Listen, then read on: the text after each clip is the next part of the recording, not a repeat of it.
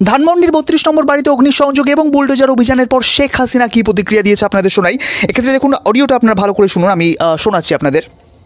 আমাদের যে স্মৃতিটুকু নিয়ে দুই বোন বেঁচেছিলাম, আজকে সেই স্মৃতিটুকু ভেঙে ফেলা হচ্ছে।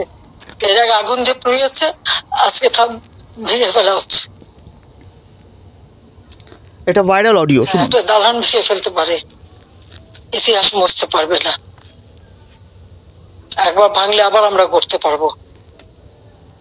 এই বাংলাদেশ আবার মাথা তুলে দাঁড়াবে, বাংলাদেশের মানুষ আবার বিশ্ব দরবারে মাথা উঁচু করে দাঁড়াবে।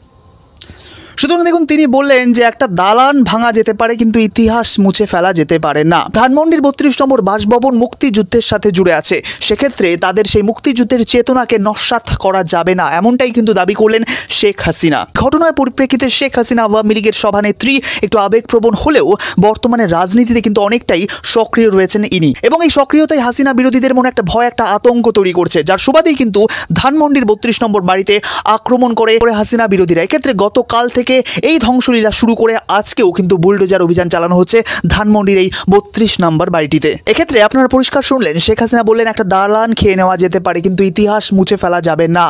শেখ হাসিনার ধানমন্ডির ৩২ নম্বর বাড়ি বঙ্গবন্ধু, এরা কিন্তু মুক্তিযুদ্ধের চেতনার সাথে যুক্ত, মানুষের হৃদয়ে এদের অবস্থান করছে। মানুষের হৃদয় থেকে এই ভাবাদর্শকে, এই আদর্শকে, এই মুক্তিযুদ্ধের চেতনাকে মুছে দেওয়া যাবে না। তো আজকের প্রতিবেদন এই পর্যন্ত। এই বিষয়ে আপনার মতামত কমেন্ট করে জানাবেন এবং ভিডিওটি শেখ হাসিনার এই আবেগপ্রণোদিত অথচ দৃঢ় মেসেজ আপনার প্রিয়জনদের মধ্যে অবশ্যই শেয়ার করে দেবেন। ধন্যবাদ নিউজ কথার এই গুরুত্বপূর্ণ প্রতিবেদনটি দেখার জন্য।